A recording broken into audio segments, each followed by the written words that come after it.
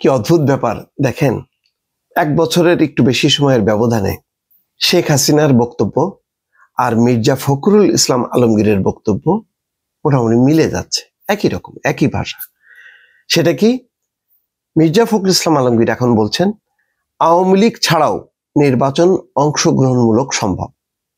আর 1 বছর কিছু বেশি আগে, মনে করেন ওই সর্বশেষ যে নির্বাচন, দ্বাদশ জাতীয় সংসদ নির্বাচনের আগে, শেখ হাসিনা কি বলতেন? বিএনপি জামাত ছাড়াও অংশগ্রহণমূলক নির্বাচন সম্ভব। অংশগ্রহণমূলক নির্বাচন বলতে এটা না যে দলের অংশগ্রহণ, জনগণের অংশগ্রহণ। সেই কারণে তারা কি করলো? আমিডামি নির্বাচন, অর্থাৎ আওয়ামী লীগের একাধিক লোক নির্বাচন করতেছে। যেহেতু আওয়ামী লীগ আর জাতীয় পার্টি, তার বাইরে তো জাতীয় পার্টি ছিল, আর খুচরা দলগুলি মিলে সেটা কাভার দিতে পারতো না, সুতরাং তখন আওয়ামী লীগ নানাভাবে বিভক্ত হয়ে গেল। নৌকা, তারপরে কোথাও ট্রাক, কোথাও ইগল, মূলত 3টা প্রতীক ছিল, ইগল, ট্রাক আর হচ্ছে নৌকা। ওই যে দেখেন প্রায় 30-40 জন স্বতন্ত্র প্রার্থী আসলো, একে আজাদ সহ, সব হলো ওই আওয়ামী লীগের লোক। কিন্তু যেহেতু নৌকা দেওয়া সম্ভব হয়নি, তারা অন্য প্রতীক নিয়ে চলে আসলো, ইগল অথবা ট্রাক। এবং একে আজাদের পক্ষে মনে আছে সাকিব আল হাসানও যে কিন্তু নির্বাচনী প্রচার অভিযান চালাইছে। তো এই হলো ব্যাপার। তো তখন তারাও মনে করতো যে এখানে দল মুখ্য না, জনগণ মুখ্য। বিষয়টা তো সত্য এক অর্থে, কিন্তু আসলে তো আওয়ামী লীগ পারে নাই। আবার মির্জা ফখরুল ইসলাম আলমগীরের বক্তব্য এক অর্থে সঠিক, আবার আরেক অর্থে বেঠিক। অর্থাৎ আওয়ামী লীগের মতন একটা বড় দল, যারা রিপ্রেজেন্ট করে 20 থেকে 25 ভাগ ভোটার, তারা ছাড়া আসলে হয় না অংশগ্রহণমূলক নির্বাচন।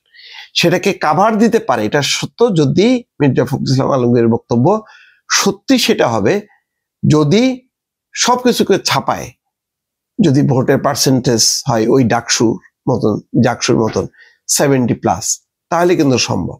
সেটা কি সম্ভব কিনা? যদি সেটা সম্ভব হয়, তাহলে কিন্তু আবার মির্জা ফখরুল ইসলাম আলমগীরের বক্তব্য সঠিক হবে। এখানে একটা সম্ভাবনা আছে, আমি বলি। যদি আমি বললাম যে এটা শেখ হাসিনার বক্তব্যের সাথে মিল পাওয়া যাচ্ছে মির্জা ফখরুল ইসলাম আলমগীরের, কিন্তু মির্জা ফখরুল ইসলাম আলমগীরের পক্ষ নিয়ে আমি একটা কথা বলতে পারি।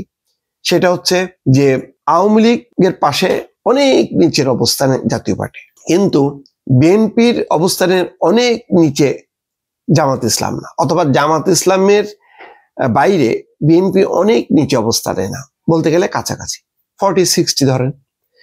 তো এরকম কাছাকাছি অবস্থানের আর একটা রাজনৈতিক শক্তি, সেই সাথে ইসলামী আন্দোলন, তারাও একটা বড় ভোট রিপ্রেজেন্ট করে।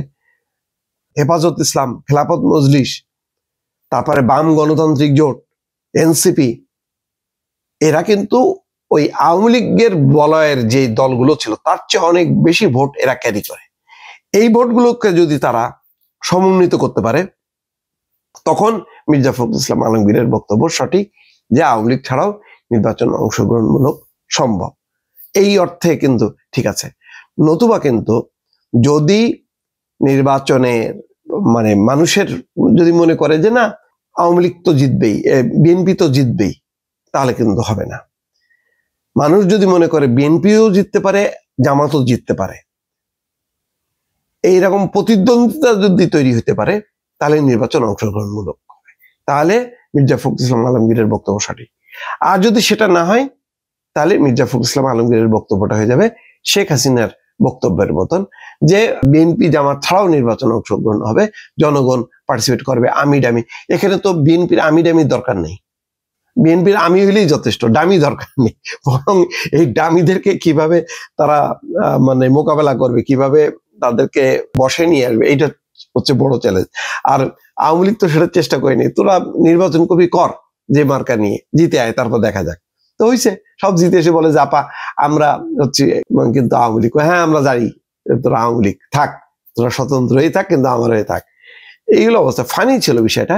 তো মির্জা ফখরুল ইসলাম আলমগীরের বক্তব্য আংশিক সত্য, পুরোপুরি সত্য না, এটা বলা যায়।